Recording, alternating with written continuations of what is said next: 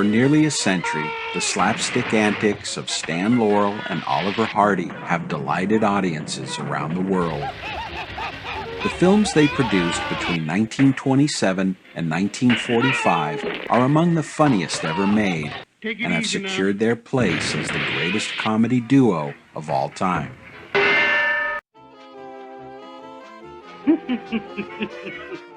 Supporting them was a company of talented individuals who worked in front of and behind the camera. Each one played a large part in Stan and Ollie's success, but over the years, their names have largely slipped from memory. In this second of a two-part series, our walk through the cemeteries of Tinseltown continues. We will resurrect some of the boys' key players, among whom will be Charlie Hall, Mae Busch, Thelma Todd, Charley Chase, James Finlayson, and even Stan Laurel's long-lost brother. And that just names a few. Oh, and I saved the best part for last. So whether you prefer coming by plane, by train,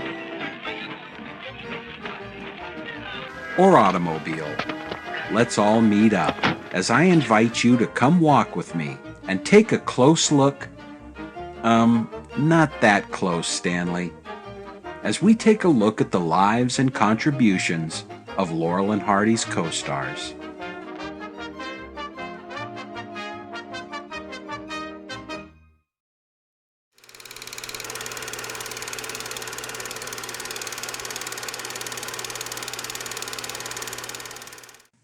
Forest Lawn Memorial Park in Glendale, California, was the blueprint for the modern cemetery.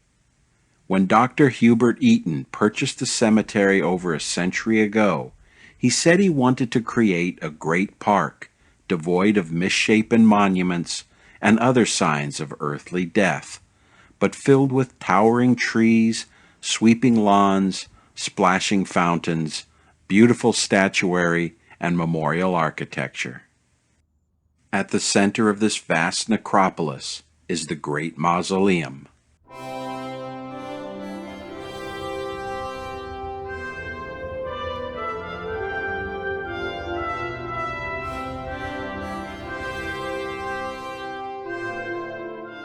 Described by Time magazine as the Westminster Abbey of the New World, construction began in 1917. And within these secular yet sacred confines, there rest some of the greatest names from the worlds of art and science. Among them are a few individuals who are part of our exploration. This corridor is called the Sanctuary of Benediction, and the last door on the left is the private room of platinum blonde actress Jean Harlow. Her meteoric rise to stardom that was marked with tabloid headlines and followed by an early death has become the stuff of Hollywood legend. But Jean's film career began simply, and she was given small parts in several silent films, including 3 with Laurel and Hardy. In Liberty, she's about to enter a taxi and interrupts the boys in the act of correcting a trouser mix-up.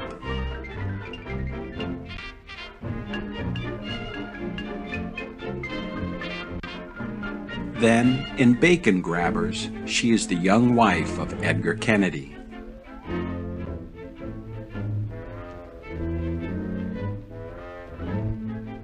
But her most memorable and risque pairing with the boys was in Double Whoopee, where a major wardrobe malfunction has the potential to create quite a scandal.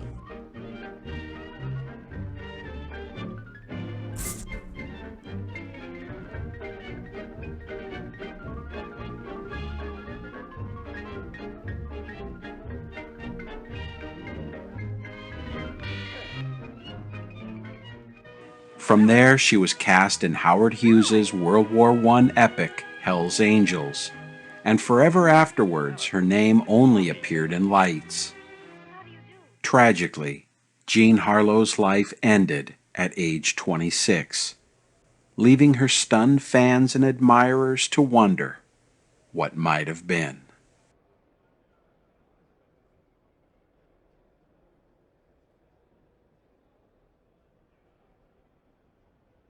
In the sanctuary of the Graces rests Harley Walker, who was called Beanie by his friends.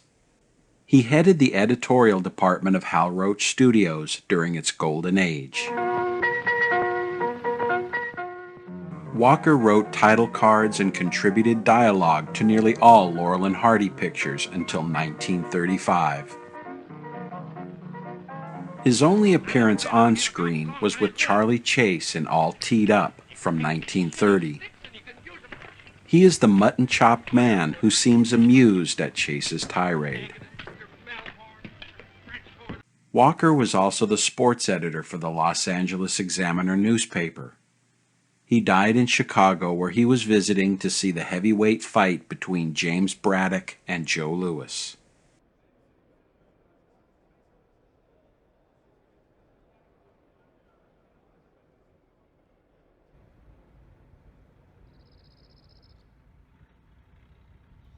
The lower portion of the Great Mausoleum is called the Azalea Terrace. Despite its pretty name, it presents a looming, if not fortress-like feeling from the outside. And the comedian we've come here to visit is a man with a truly unforgettable face. By the time Ben Turpin worked with Laurel and Hardy in 1931, he had already carved out a comedy legacy of his own. Beginning with S&A Films, then partnering with Mack Sennett and Charlie Chaplin, he enjoyed a string of hit comedies. And I do mean hit. In Mr. Flip from 1909, Turpin became the first comedian to be hit in the face with a pie. His most distinctive feature were his crossed eyes. He considered them such a vital part of his act that he claimed to have taken out $1 million insurance policy in case they straightened out. You have the fire of old Spain in your eyes. Ben's first appearance with the boys was a cameo in Our Wife. He plays the justice of the peace who joins Ollie and Dulcie in marriage. Or maybe not. Congratulations, my boy! You married the sweetest little girl in all the world. With your permission, I'll kiss the bride.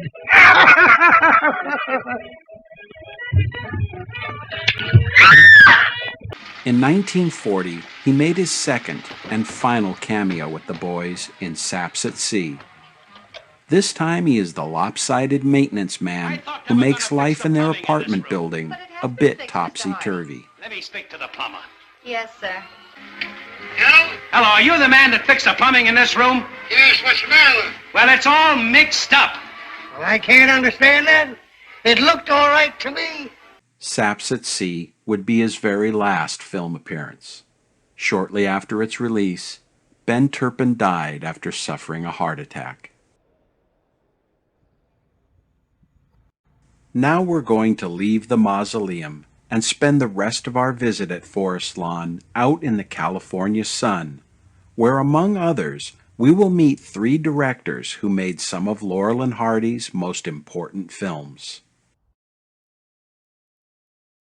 The story goes that if it wasn't for Fred Guiol, the double act we all know and love might never have come together.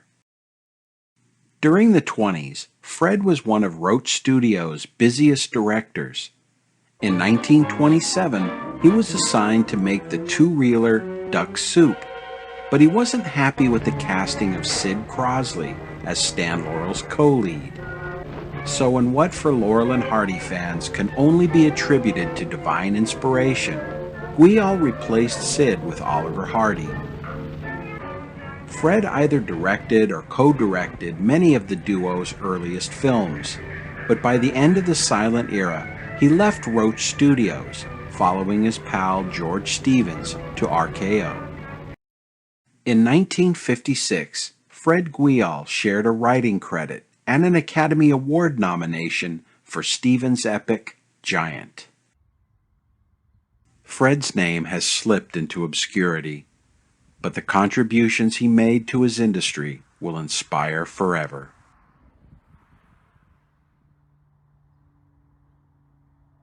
Keeping George Stevens in mind as we make our way to the Vesperland section, we will find the grave of his uncle and fellow director, James W. Horne.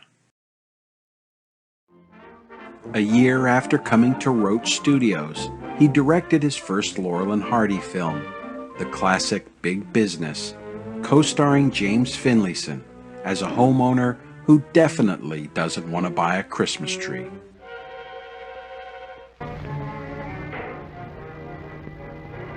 Horne would direct over a dozen of their shorts and features.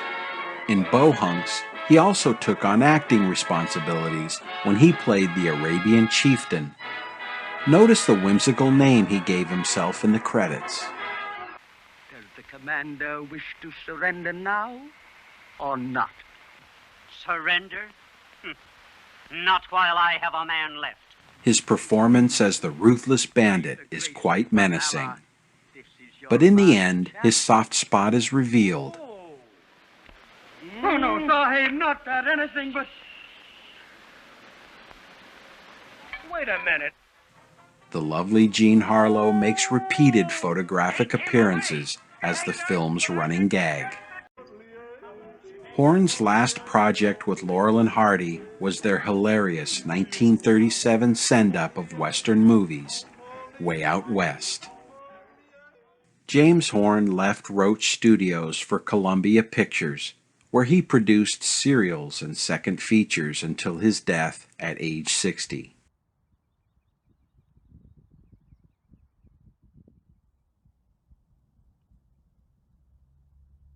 The section west of the Great Mausoleum is called Whispering Pines. It is at the junction where the old Forest Lawn Cemetery meets the new Memorial Park. And here on this slope is the resting place of James Parrott. He was the younger brother of comedian Charley Chase, and in the early 20s, under the name Paul Parrott, he starred in a series of short comedies produced by Hal Roach.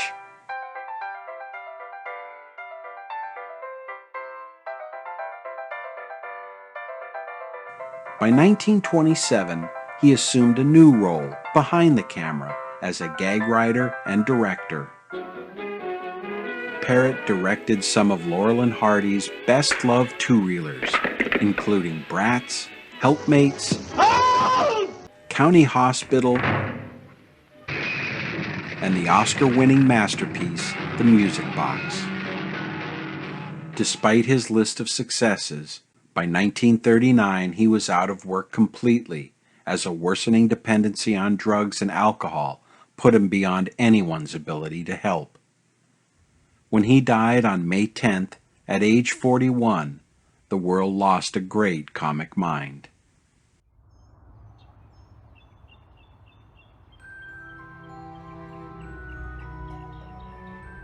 Not far from James Parrott is the grave of L. Frank Baum, the author of The Wizard of Oz. A 1925 adaptation of this children's classic featured Oliver Hardy in the roles of the farmhand and the Tin Woodsman.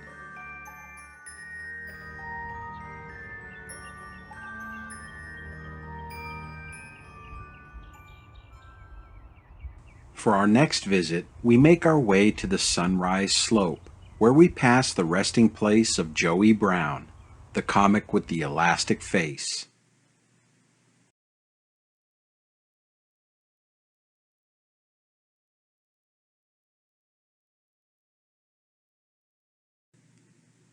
A short walk from Joe's grave is Charley Chase.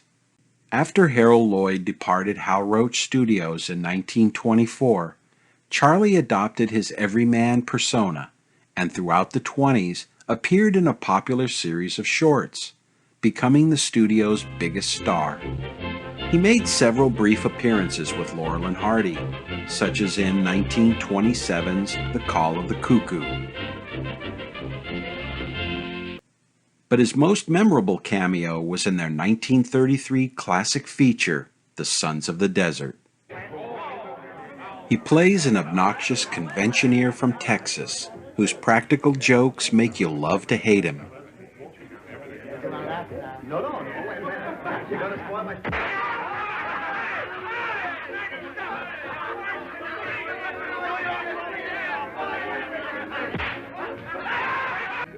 Well. California, eh? Yeah, 18. Hey, I'll bet you don't grow flowers out there that smell like this. Oh.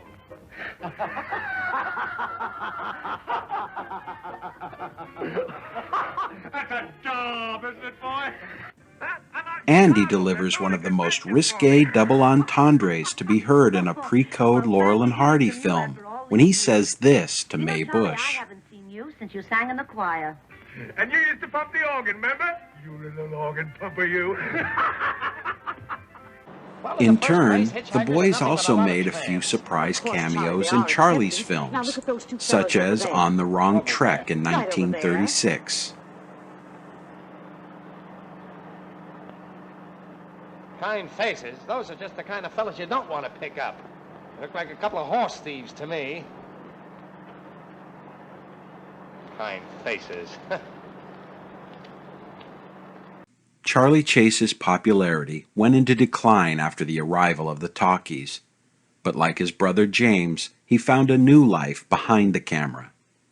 Under his given name, Charles Parrott, he directed dozens of short comedies until the end of the 1930s. After the death of his brother, Charley's own health began to deteriorate due to alcoholism. He passed away 13 months later at age 47.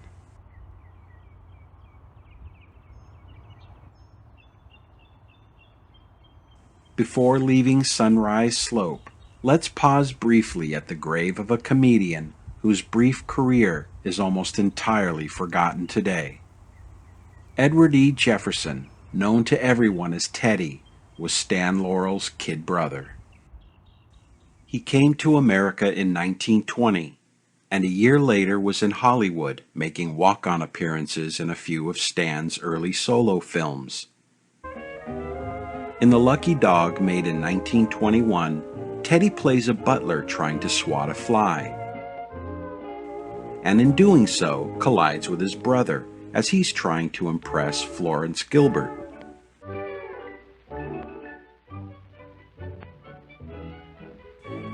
The film is significant in that it captures Stan and Ollie's first on-screen pairing. Teddy, who was usually cast as a butler, left the movie business after 5 films. His sudden death in December 1933 dealt a severe blow to Stan, who had only a few months earlier divorced his wife Lois. These personal tragedies opened a dark chapter in the comic's life that would last most of the decade.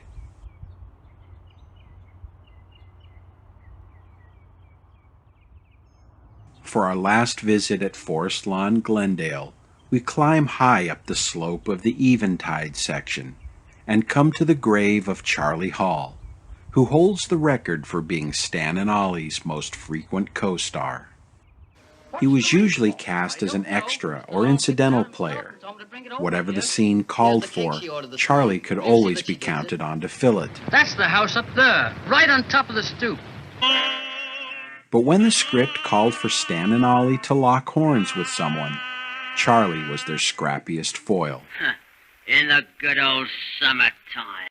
Sometimes the boys went spoiling for a fight, like in Busybodies.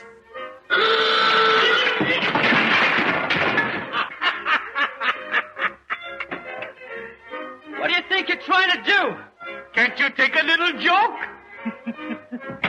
Other times they were the victims, like in Laughing Gravy, when they cross a despotic, dog-hating landlord. Get away from here, you little nut! Go on!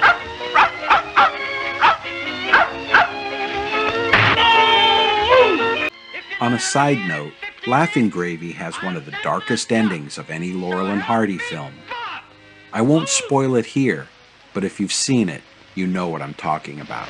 This is more than I can stand.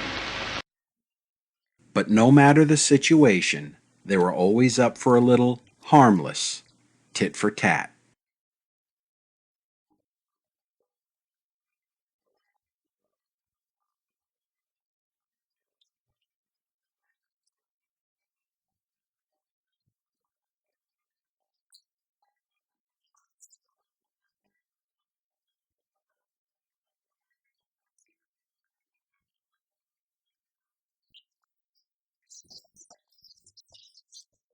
In a 35-year career, Charlie Hall had over 300 film and television credits, but he will forever be remembered for the 47 appearances, more than any other co-star, he made with Laurel and Hardy.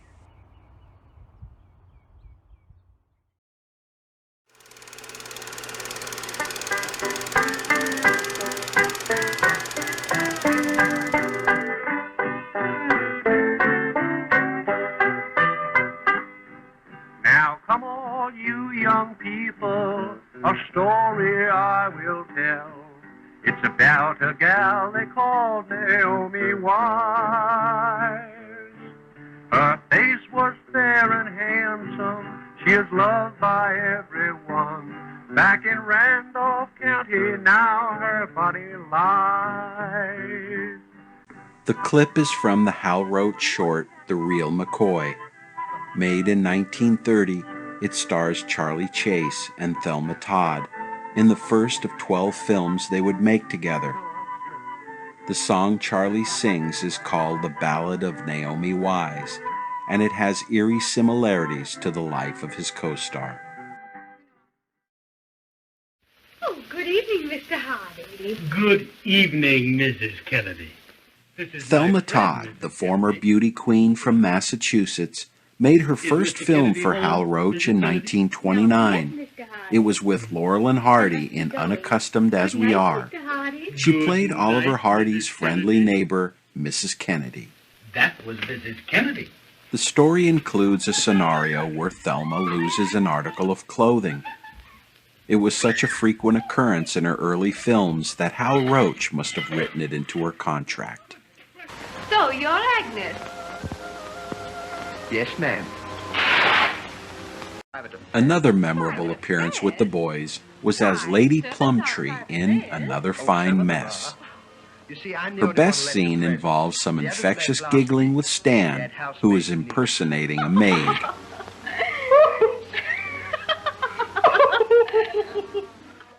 Thelma was cast in bit parts in many of the studio's productions, but Roach recognized a star when he saw one, and between 1931 and 1935, she was featured in a series of two-reelers, teamed with Zazu Pitts and later with Patsy Kelly.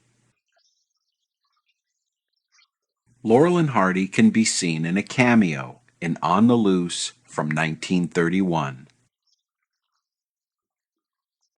Thelma was often referred to as the Ice Cream Blonde or Hot Toddy, a nickname she personally despised, as well she should, because it dehumanized an intelligent woman whose original dream was to be a teacher.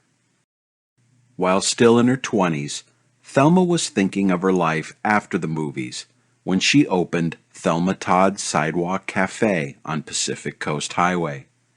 She was often seen working in her restaurant that became a popular hangout for her many show business friends. In late 1935, she completed work on her sixth and final Laurel and Hardy film, The Bohemian Girl. It would also be the last film she would ever make. On the morning of December 16, 1935, Thelma Todd was found dead behind the wheel of her car that was parked in the garage of a friend's house. In the wake of the tragedy, Hal Roach cut most of her scenes from The Bohemian Girl, leaving only a brief musical number at the beginning. Although the cause of death was ruled to be accidental carbon monoxide poisoning, tales of death threats, extortion, an angry boyfriend, and an ex-husband with mob connections led many to speculate that she was murdered, just like the girl in the Ballad of Naomi Wise. Her lover left the county, but they brought him back again, and they couldn't prove that he caused her to die. On the morning of Thelma Todd's funeral, over 10,000 fans filed past her casket at Pierce Brothers Mortuary. That afternoon, hundreds more showed up at Forest Lawn Memorial Park in Glendale, where the funeral was held at the Wee Kirk of the Heather Chapel. Among the invited guests were Hal Roach, who came with Todd's co-stars Zazu Pitts and Charley Chase. Also in attendance were Stan Laurel and Oliver Hardy.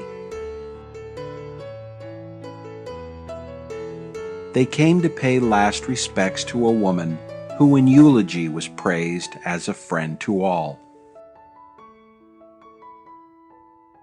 Thelma Todd was cremated and her ashes laid to rest with her mother at Bellevue Cemetery in Lawrence, Massachusetts. Grave Explorations was unable to visit her. However, her memory and contributions to comedy deserve a place in this video.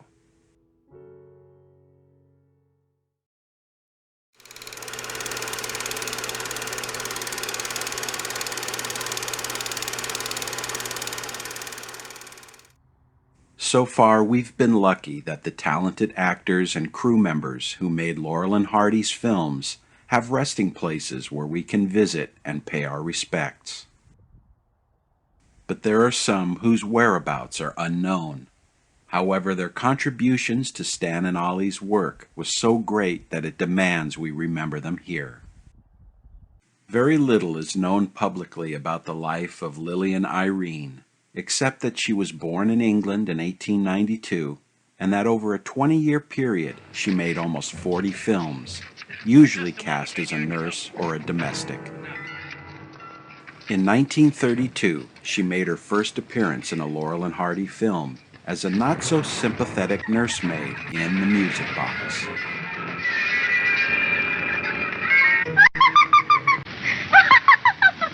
Of all the dumb things! That same year, she also made her last appearance with the boys, playing the maternity nurse with the baby in County Hospital. Did you wish to see someone? I want to see Mr. Hardy. Oh, he's in room 14 on the top floor. From there, Lillian joined MGM's stock company, where she kept busy but remained outside the spotlight in bit parts. Her final appearance on film was with Esther Williams and Victor Mature in $1 Million Mermaid. After retiring from Hollywood, Lillian went into private life. She passed away on December 30th, 1979.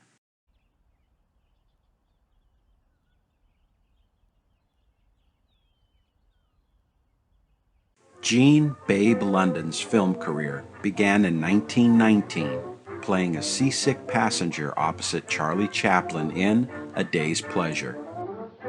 The portly comedienne with the baby face worked with the best.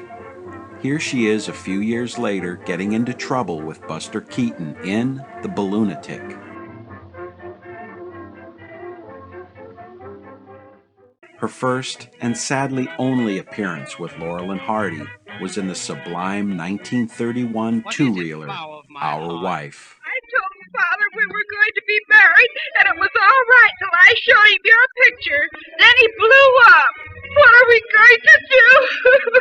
There's only one thing to do. We'll elope. How romantic.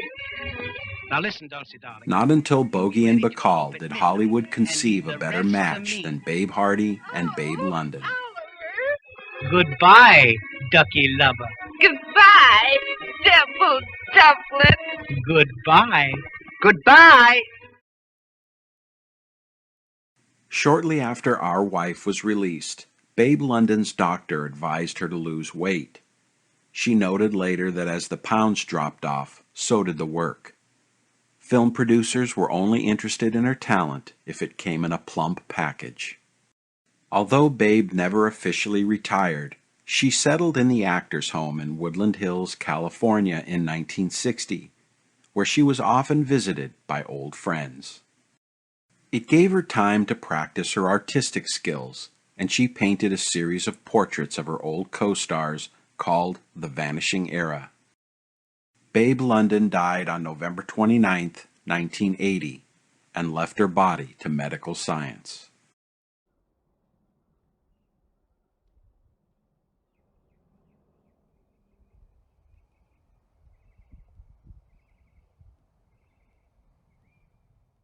The combination of beauty and comic talent made Dorothy Granger a natural choice for producer Hal Roach, who cast her in dozens of short films.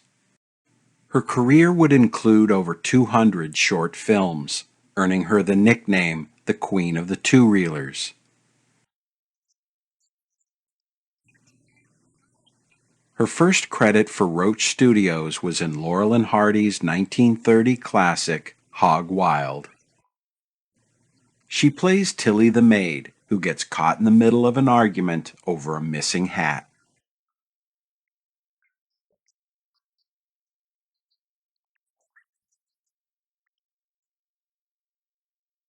We see Dorothy again later, this time from behind, as she contemplates a flooded street, and in the process distracts Stan from his driving.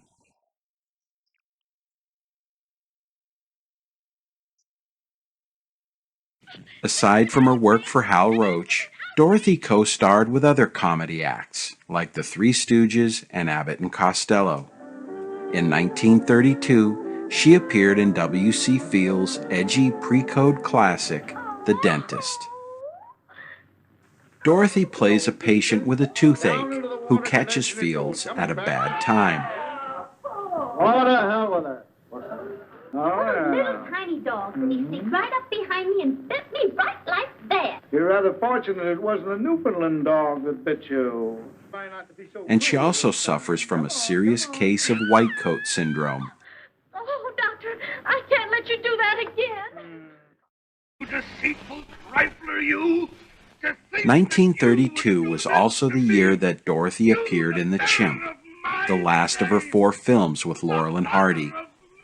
She is the wife of a jealous Billy Gilbert, who somehow confuses her for a monkey. You more than life itself! Go! Go! Ethel!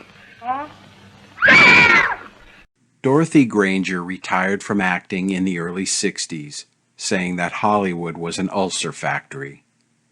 She passed away in 1995 at age 83. The location of her final resting place is unknown.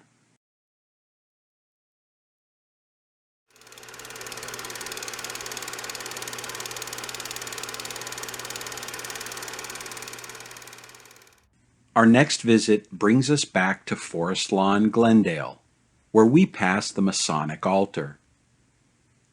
Built in the same year that Laurel and Hardy released Pardon Us, their first feature-length film, it's a fitting place to stop, as our subject was a lifelong Freemason. Nearby is the Acacia section, which brings us to the grave of Emily Cora Gilbert. She wasn't famous. She never appeared in or worked on a Laurel and Hardy film, or anybody else's for that matter. In fact, her only connection to show business was a brief marriage to one of the greatest comic foils of them all. Well, well, well, fancy meeting you here. Why, are you sure you know these gentlemen? Why, they're buddies of mine. Who is this man? I don't know, Mama. He's an absolute stranger to us, isn't he? He certainly is. Who am I? You. A stranger, eh? Oh, trying to make out they don't know me. But Scottish comedian James Finlayson is no stranger to Laurel and Hardy fans. After a career on the stage, he came to Hollywood and joined Mack Sennett's stock company before making the move to Roach Studios. Hal Roach cast him as the lead in a series of short comedies, but he failed to catch on.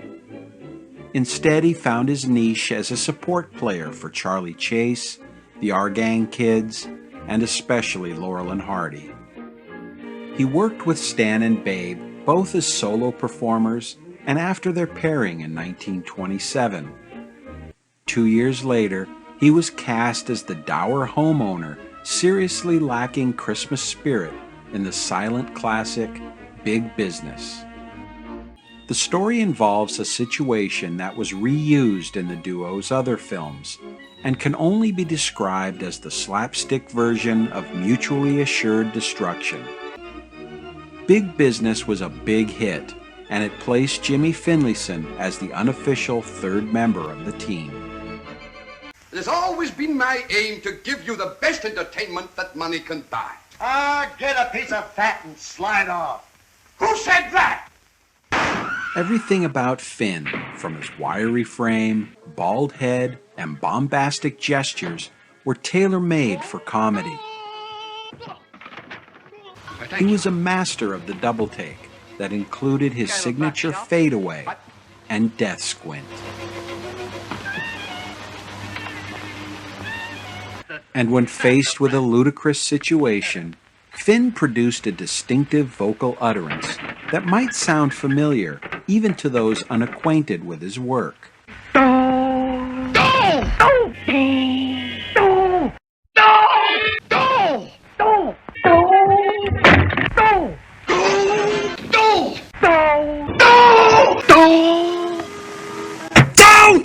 Voice actor Dan Castellaneta credits Finn as the inspiration for Homer Simpson's famous catchphrase. Whether cast in bit parts or co-starring roles, Finn's comic brilliance had audiences rolling in the aisles. Some might say he stole every scene, but can it be considered scene stealing when you're making everyone around you funnier? His long film career includes over 200 credits, but he is best remembered for the 33 appearances he made with Laurel and Hardy. His last outing with the boys was in 1940's A Chump at Oxford. Finn retired from acting in 1951 due to ill health and died on October 9, 1953. Finn died while Stan and Ollie were on their final tour of the United Kingdom. And in remembering his old friend, Stan said that Finn was just as important to Laurel and Hardy's fame and success as they themselves. And he hoped that others would remember him with a toast. So here's to Finn, a true comic genius and a star. If Finn was here now, he would probably give us a one-eyed death squint for choosing the grave of his ex-wife to remember him. But with all due respect to both he and Miss Gilbert, it's the closest we have, as the location of his resting place is unknown.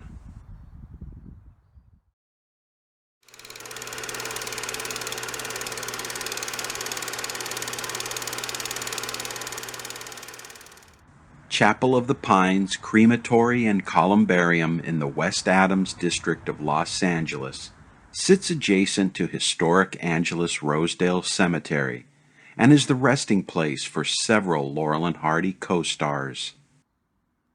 Among them is Stanley Sandford, the heaviest of the heavies.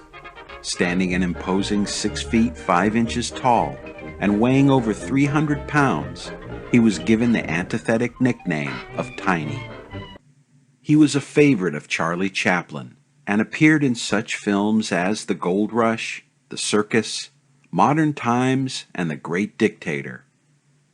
He occasionally made the crossover from comedy to drama, as when he was cast as Porthos, one of the Three Musketeers, in Douglas Fairbanks' first talking picture, The Iron Mask. His career with Laurel and Hardy began in 1927 and lasted 10 years and 23 appearances. Tiny can be seen playing everything from a caveman in Flying Elephants to a high society host in From Soup to Nuts, a circus strongman in The Chimp, Hold this a minute! and a waiter in Their Purple Moment and Blotto. But when the film called for a brutish cop or prison guard, it was usually Tiny who got the part. And how is everything, Sandford? Everything is under control, Gov. Very good. Right this way, please. Hey, you.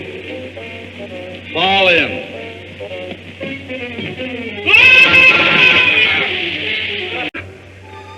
Clowning, eh?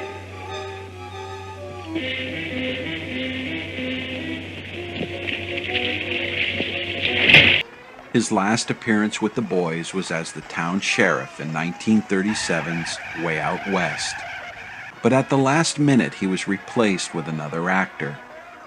However, a shot of him made the final cut of the film, and if you're looking closely, you can see Tiny waiting for the arrival of the stage carrying Stan and Ollie. Tiny Sandford retired from acting in 1940, but he remains a hulking presence in some of Hollywood's greatest comedies. His remains have rested in an unmarked location within Chapel of the Pines since his death in 1961.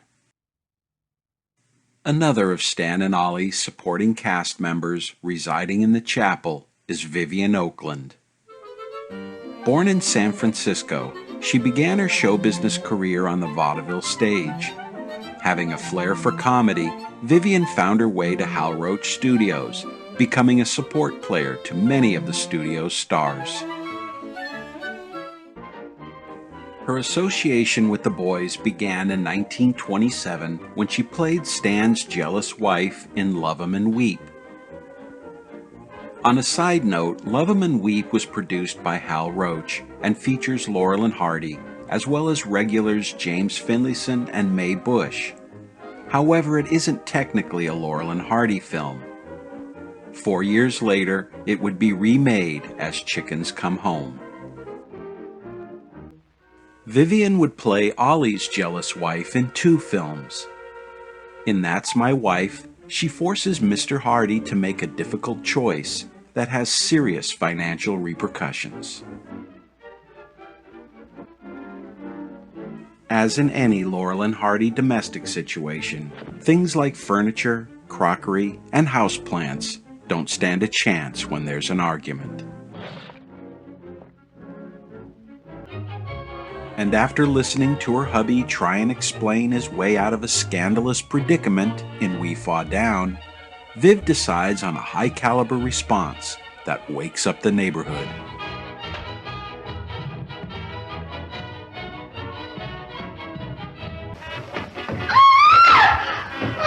She made 2 other notable appearances with Stan and Ollie, demonstrating that the boys can get into just as much trouble with the ladies, whether they're married to them or not.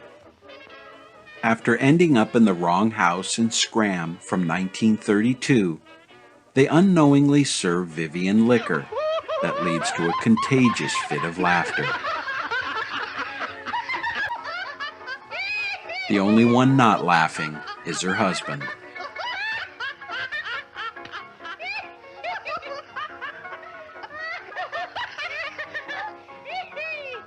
It's only 4 months to Christmas. You believe in Santa Claus? They would meet again 5 years later in Way Out West. This time Vivien plays a refined lady who is not taken by Ollie's innocent flirtations. Unbeknownst to Ollie, she happens to be the wife of the town sheriff, who also isn't very amused. And they've done nothing but annoy me all the way in. Now, if you want to stay healthy, you better catch the next coach out of town. Vivien appeared in a range of films throughout the 30s and 40s, such as The Florodora Girl with Marion Davies,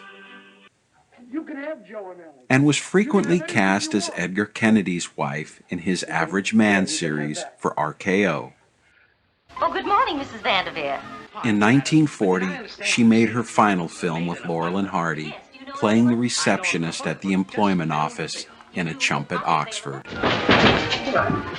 Goodbye. She passed away in 1958 at age 63. Her ashes are in an unmarked vault.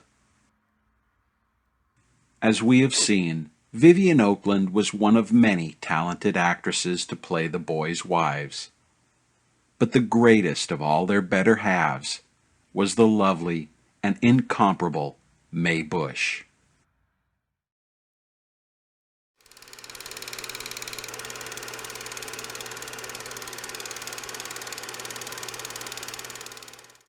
There's a scene in the 1950 classic Sunset Boulevard where Joe Gillis, in meeting Norma Desmond, says, "You used to be big," prompting the smoldering reply, "I am big. It's the pictures that got small." The scene played over in my mind as I researched silent screen siren Mae Busch, whose life and career has vague similarities to the fictional Norma Desmond. Born in Australia to theatrical parents, she was brought to the United States at age 9 and spent several years in a convent before entering show business. Mae performed on both the stage and in film. She honed her comic skills while working at Max Sennett's Keystone Studios. Here she is planting a haymaker on the chin of Chester Conklin in a one-night stand from 1915. In 1919, she appeared in The Grim Game with magician-turned-film star Harry Houdini. The movie gave Mae a chance to show off her talent for drama. Her work caught the eye of visionary filmmaker Erich von Stroheim, who cast Mae in 2 films, first in 1920 in the now-lost Devil's Passkey, and then in Foolish Wives in 1922, where she plays accomplice to a fake count who seduces and robs unsuspecting women of their wealth and virtue. Critics of the day praised Mae as the versatile vamp for her ability to alternate between villainous and sympathetic roles. Fame, however, cut both ways. In 1922, the film community was rocked when an exposé called The Sins of Hollywood hit the streets. The book featured a story about comedian Mabel Normand catching Max Sennett, her longtime lover and head of Keystone Studios, in bed with Mae. The brawl that resulted ended with Mae sending Mabel to the hospital. Despite the book's high lecturing tone, the stories of sex and drugs described in its pages were considered so racy that its author was arrested on federal charges of sending pornographic material through the mail. Although Mae's personal life was rocked by rumor, innuendo, and 2 divorces, her career continued to blossom. In 1925, she appeared with Lon Chaney in The Unholy Three. Her performance received glowing reviews, but her fortune would soon start to fade. The following year, Mae became suddenly ill. Newspapers said she was suffering from peritonitis, but others claim her illness was a ploy to be released from her contract with MGM. In a later interview, she said that she was being exploited by studio head Louis B. Mayer's practice of loaning out his talent. Her ploy worked, and she was let go. But Mae found that being an independent was not as lucrative as she hoped. Spoiled by the wealth that came with stardom, she spent lavishly, and by the end of the decade she was broke and had very few prospects for major roles.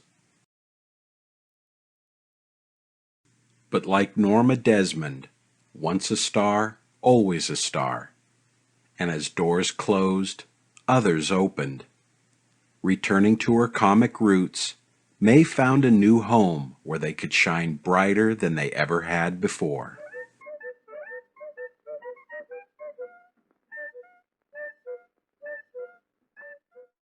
You just wait till you meet Mrs. Hardy. She's a great scout. And won't she be surprised to meet you? She will be surprised, won't she? If you were to compile a list of Oliver Hardy's most kind-hearted, understanding, and loving on-screen wives, What do you mean, you? Mae Busch wouldn't be one of them. She had an icy stare that could frost the most brazen heart. Say, listen, you Her can't voice scare had us all by the tenderness of breaking glass. Go ahead and scream. And she could toss dishes with pinpoint accuracy. I'm going. Combined, it made her Laurel and Hardy's most formidable feminine foil. She charged into the boys' world like a one-woman blitzkrieg. I'm sick and tired of cooking for you and all the bums that you happen to bring up here for dinner. I'm not going to do it. In Unaccustomed as We Are, the duo's first talking picture, she took on the role she would be best remembered for as Mrs. Hardy. You big brute! You're not going to the convention. You're going to the mountains with me. Her third and most famous go as Ollie's spouse was in 1933's Sons of the Desert. We get to see Mae in full maniacal splendor as she tries to prevent her hubby from attending his club's annual convention. I wish now I'd let him go to the convention. He could have been having such a good time instead of being in that awful shipwreck. And in the end, when she finds out that she's been duped, it results in one of the greatest blow-ups in matrimonial history. You're not moving out tonight, are you, sugar? I'll show you, you son of the desert.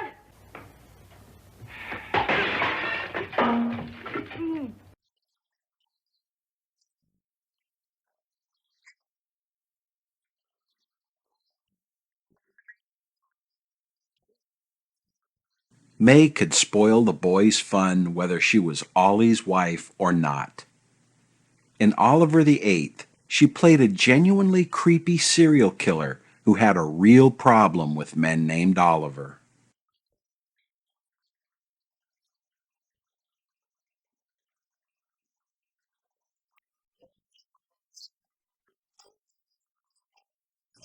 But Mae didn't always have it in for the boys. In Them Thar Hills and its sequel Tit for Tat, she played Charlie Hall's wife and is quite friendly to Stan and Ollie. But therein lies the trouble. As a few unfortunate but innocent misunderstandings lead Charlie to suspect that the boys are up to no good with his wife. I've never been in a position like that before. Mae holds the record for the most appearances for an actress working in a Laurel and Hardy film. The number stands at 13. It should be noted that only 4 of the 13 were as Ollie's wife.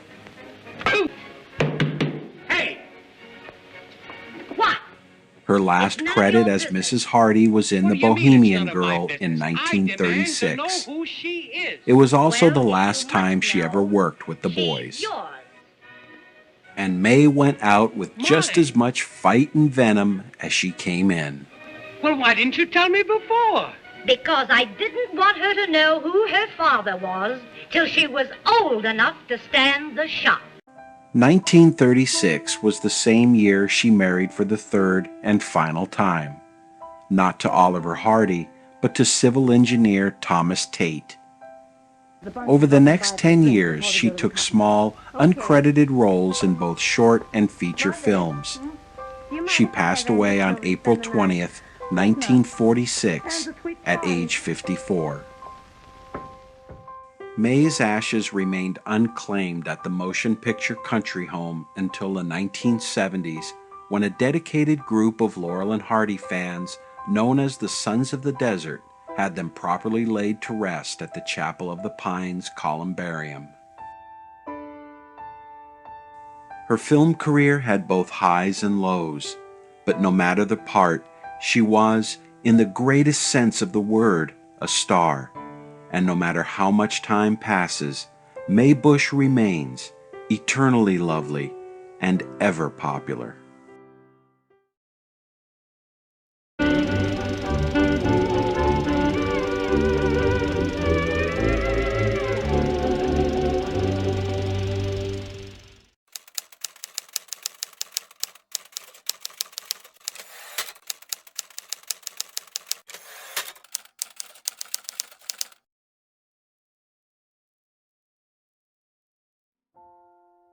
On a cool, gray Friday in late February 1965, over 300 family and friends, including entertainers from the past and present, gathered here at the Church of the Hills at Forest Lawn Memorial Park, Hollywood Hills. They came to bid farewell to Stan Laurel. They mingled beneath the ivory steeple and the clock marking the passage of time. Each of them had a story to tell about Stan, stories that fit together like pieces of a jigsaw puzzle, forming a colorful picture of a life that began a long way from Hollywood in the north of England. You know, I kind of like you. You do? You bet I do. You've got a kind face. Stan was born Arthur Stanley Jefferson in Ulverston on the 16th of June, 1890. His parents both had theatrical backgrounds, and his own stage career began when he was 16. With a gift for pantomime, Stan later joined Fred Carno's comedy troupe, where for a time he worked as Charlie Chaplin's understudy. In 1912, he toured America with Carno's troupe. His name is found a few lines below Chaplin's on the ship's passenger list. Within a few years, he was on his own and had relocated to the United States permanently. Working the vaudeville circuit, he teamed with several acts, the most successful of which was the Keystone Trio that had Stan impersonating Chaplin. It was at this time he changed his name from Arthur Jefferson to Stan Laurel, because the shorter name could be printed with larger type on the bill. By 1918, he broke into motion pictures as a solo act. One of his early films was The Lucky Dog, made for Bronco Billy Anderson in 1921. In it, Stan plays a man evicted by his landlord and is befriended by a stray dog, which leads to many misadventures. At one point, he's robbed at gunpoint by a hulking bandit. The film by itself is unremarkable. Its significance, however, is that it captures the very first pairing of Stan Laurel and Oliver Hardy.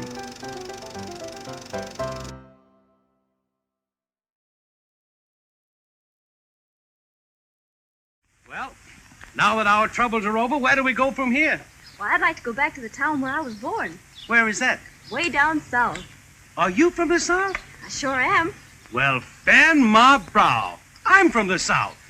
Norville Hardy was born in Harlem, Georgia on the 18th of January, 1892. Unlike Stan, he did not come from a theatrical family. However, he did claim to be a descendant of British Vice Admiral Sir Thomas Hardy, to whom Admiral Nelson spoke his famous last words, "Kiss me, Hardy." And there might just be more than a passing resemblance, wouldn't you say? By the age of 8, he was singing in minstrel shows across Georgia. As a teenager, he adopted the name Oliver in memory of his father, who passed away when he was 10 months old. When he was 18, he opened the first movie theater in Milledgeville, Georgia. After watching the performances on screen, Oliver decided he could do better. He moved to Jacksonville, Florida, and went to work for Lubin Pictures. It was while working for Lubin that people began calling him Babe. It was a nickname that stuck with him for the rest of his life. Because of his large build, he was typically cast as the heavy, in the style of Chaplin's foil, Eric Campbell, which can be seen in these early examples of his work with comedian and Chaplin impersonator Billy West. After spending some time in Florida, he drifted up to New York for a while, then back to Florida before finding his permanent home way out west in Los Angeles. Babe worked as a freelance actor at different studios, and it was at this time he made The Lucky Dog with Stan. Their paths would not cross again until 1924, when he went to work for Hal Roach as a bit player. A year later, he co-starred with Jimmy Finlayson in Yes, Yes, Nanette, that was directed by Stan Laurel. The stage was finally set for the greatest marriage of talent in comedy history.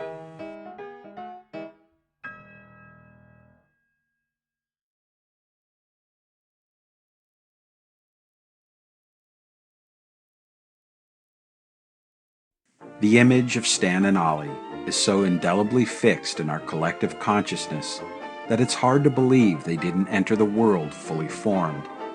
But according to biographer John McCabe, neither of them anticipated or particularly desired becoming a team.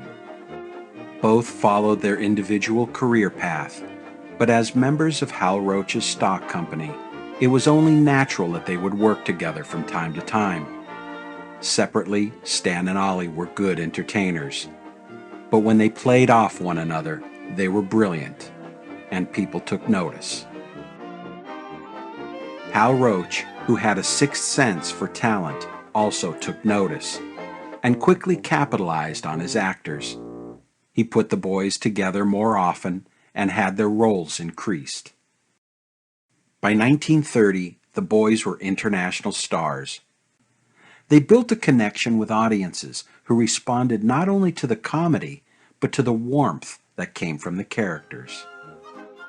And that warmth existed between the actors, who had great respect, admiration, and trust in one another. They rarely had professional differences. Their commitment was to make the best comedies, and not to fuss over who got the laughs.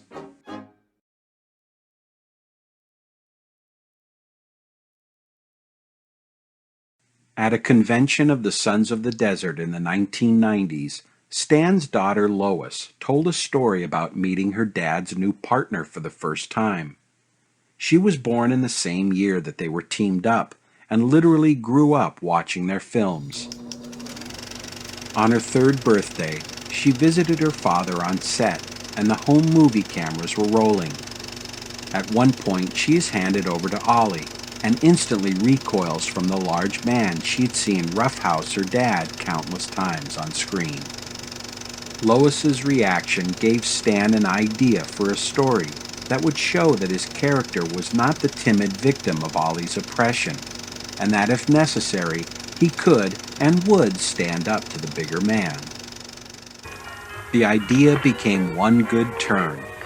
Pardon the intrusion, lady, but my friend and I are victims of the Depression. Released in 1931, the story begins with the boys accepting the kindness of an old widow, played by Mary Carr. Why, guilt is written all over you. Later, Stan is wrongly accused of absconding with her mortgage money and is severely chastised by Ollie. There hasn't been any money stolen. We were just rehearsing a play for the community players. However, when his innocence is revealed, Stan gets even with his accuser by taking him to the woodshed. Stan's idea paid off not only at the box office, but with his young daughter, who warmed up to his bombastic but vulnerable partner. Years later, Lois spoke of her Uncle Babe with the greatest affection, and described him as a generous and kind-hearted man.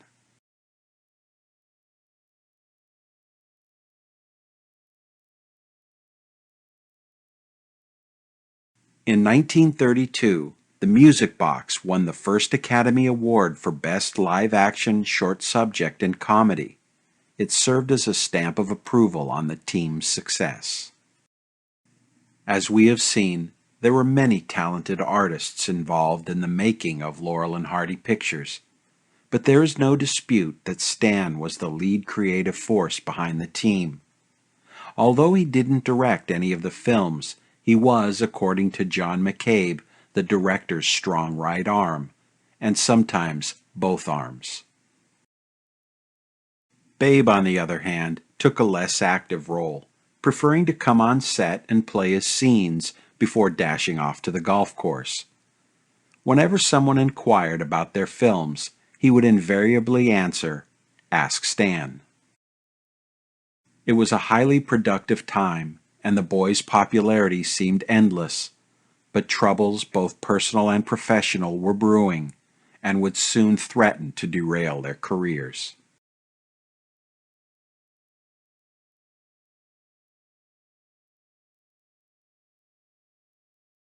By the late 30s, the number of Laurel and Hardy pictures hitting theaters had fallen sharply. It was due in part to their switch to feature films only, but much of the slowdown was the result of friction between Stan and Hal Roach. It began over differences on the script of Babes in Toyland, but the real issue was the team's contracts. Stan and Babe were eager to formalize their partnership to get more creative control over their pictures and make more money. But Hal Roach was standing in their way. He kept them on separate contracts that expired at different times, making negotiations nearly impossible. The dispute reached a boiling point in early 1937. Stan had virtually disappeared from the studio. Newspapers reported that he was on strike as contract negotiations stalled. In August, when he failed to appear for reshoots on Blockheads, Roach had had enough. He sued Stan for breach of contract, putting the comedian's career in jeopardy. Babe, meanwhile, still had 2 years on his contract and made Zenobia with Harry Langdon. The studio used the film to spread false rumors in the press that a new team of Hardy and Langdon was in the works, but it was all a ploy to get Stan to negotiate. The work stoppage couldn't have come at a worse time for both men. By then, Stan had 2 ex-wives and was working on a third. He later joked that he and Hardy had different interests. Babe had horses and golf, he said, and you know my hobby. I married them all. Babe, too, had financial woes. During Stan's war with Roach, he divorced his wife of 15 years and was dividing his time between Santa Anita and Del Mar racetracks, where he racked up massive gambling losses. After more than a year, Stan reached an agreement with Hal Roach, and work began on A Chump at Oxford and Saps at Sea. Released in 1940, they were the last Laurel and Hardy pictures made by the studio. That same year, they left Roach Studios and signed a 6-picture deal with 20th Century Fox, followed by a 2-picture deal with MGM. The bigger studios paid better, but gone were the days of artistic freedom. They were hired as actors only and expected to read their lines and play their parts, whether they were funny or not. And in most cases, they were not, and the boys knew it. The one notable film during this period was Tree in a Test Tube, made by the Department of Agriculture in 1942. Shot on the Fox backlot during a break in the filming of Jitterbugs, it remains the only surviving professionally made film to show Stan and Ollie in color. There is no dialogue, which allowed the boys to show off their skills in pantomime the way they had in their early film careers. 1945 saw the release of 2 unremarkable Laurel and Hardy films. By then they were tired of the treatment they were getting from the studios and walked away from Hollywood. It was the end of an era, but just because Stan and Babe were done with Hollywood didn't mean their partnership was over, or that they weren't going places.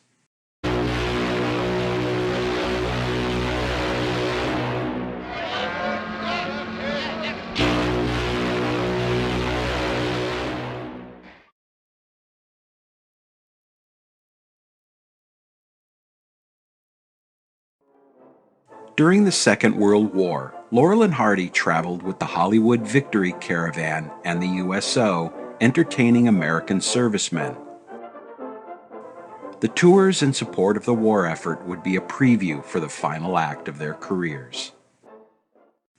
After the war, they embarked on a tour of England and then Europe. The live shows offered them a way to keep the characters alive, and they were delighted and amazed by the enthusiasm and love that greeted them everywhere they went. In 1950, the boys received an offer from a joint French and Italian film company to make their first movie in 5 years. Shooting commenced in France on, of all days, April 1st. The production took a year and was fraught with problems that included creative differences with the director and serious health issues that sent the lead actors to the hospital. Well, here's another nice mess you've gotten me into. The film was released in the United States in 1955 as a second feature with the title Utopia. Critical reaction was a disaster, and both Stan and Babe disowned it entirely. Unfortunately, Utopia would stand as the ignominious end to the team's film career. In late 1953, they set out on another tour of England. The shows got off to a slow start, but theater attendance eventually started to rise. However, advancing years and ill health made it difficult for them to keep up with the tour's grueling schedule. After a performance in May 1954, Babe suffered a mild heart attack, forcing the cancellation of their remaining engagements. Exhausted and ailing, they returned to America in late June. After 30 years and over 100 films, the boys put away their bowler hats for the final time and quietly retired.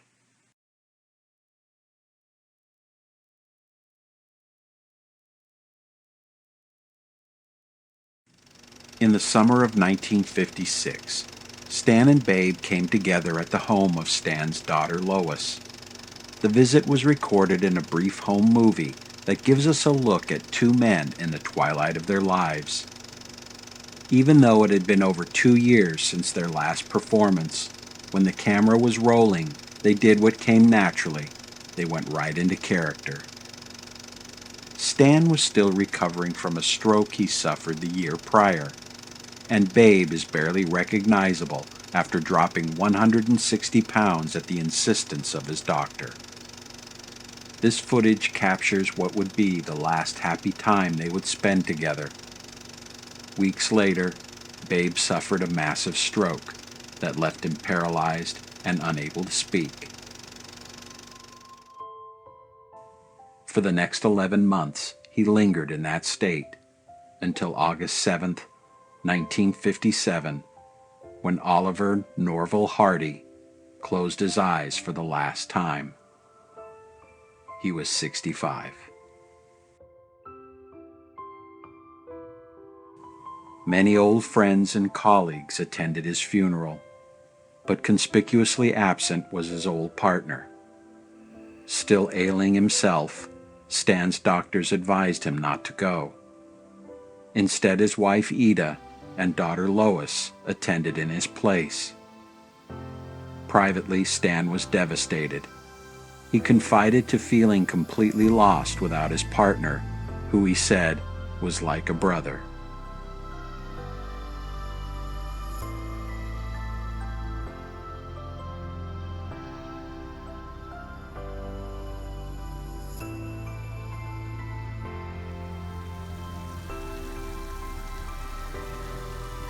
Babe's remains were cremated and inurned in the Masonic Garden of Hope at Valhalla Memorial Park in North Hollywood.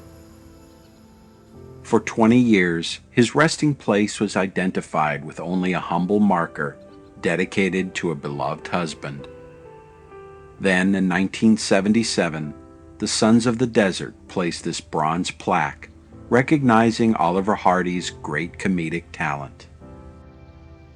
Nearby is Virginia Lucille Jones, the script girl who captured Babe's heart and in 1940 became his third wife. She remained at his side through good times and bad until death separated them.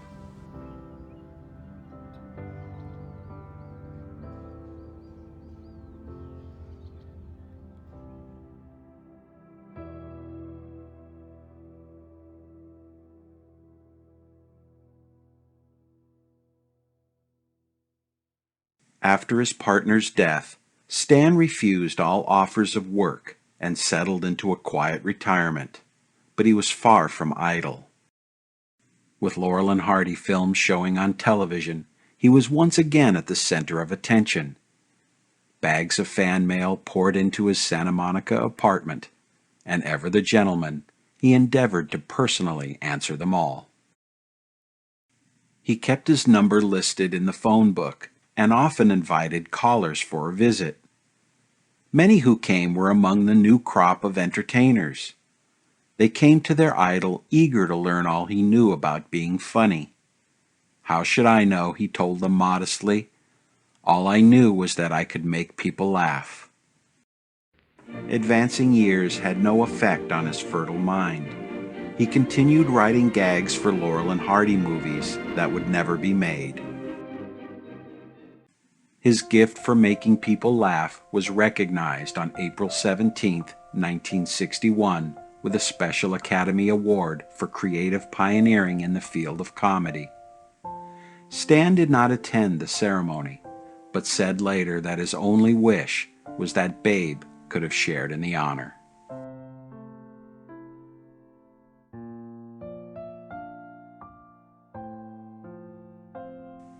In January 1965, Stan's health took a turn for the worse until February, when he suffered a massive heart attack.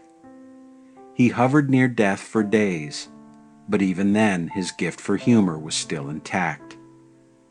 One day he looked to his nurse and told her he would like to go skiing.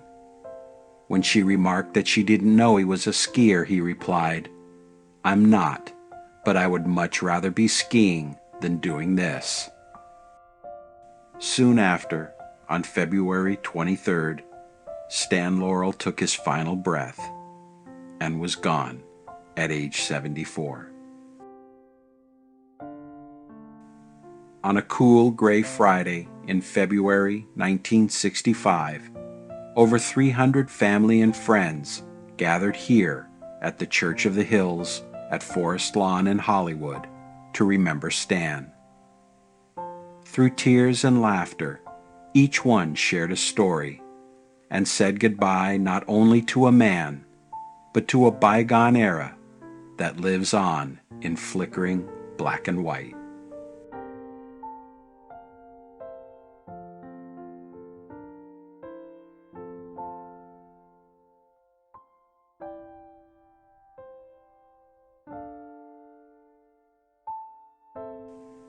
Afterward, Stan Laurel's remains were cremated and brought here to the Court of Liberty. He was inurned below this marble plaque, hailing him as a master of comedy. He now rests with his fourth wife, Ida Kativa, with whom he'd been married nearly 20 years until death separated them. She passed away on January 26, 1980, on her 81st birthday.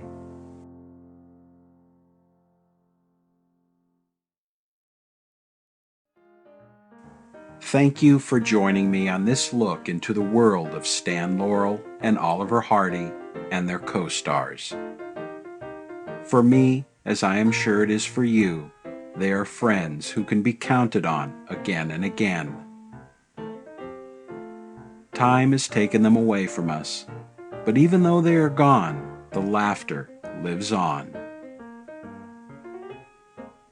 To all who bring happiness to a weary world through comedy, and to all who love to laugh, this video is dedicated. Now the hour has grown late, and our better halves are probably waiting for our return, hopefully not with a rolling pin in hand. So let's conclude this exploration and carefully park the car in the garage. Now just drive it forward.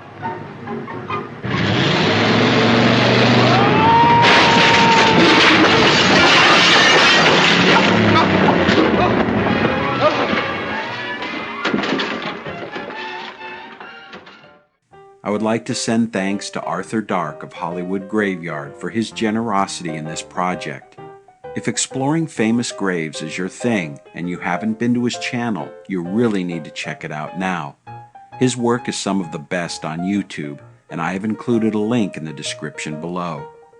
Tell him Grave Exploration sent you. If you have a favorite Laurel and Hardy film or moment, please share it in the comments. If you enjoyed this video and want to see more like it, please let me know by giving it a thumbs up. And if you're not already subscribed to my channel, please do so now and be sure to click the notification bell to receive future updates. And I want to express my sincerest thanks to my Patreons, whose financial support helped make videos like this possible. Quite simply, I couldn't do it without you. Thank you from the bottom of my heart. Finally, thank you for watching. I hope you'll join me in the next grave explorations. Good night, Mr. Hardy.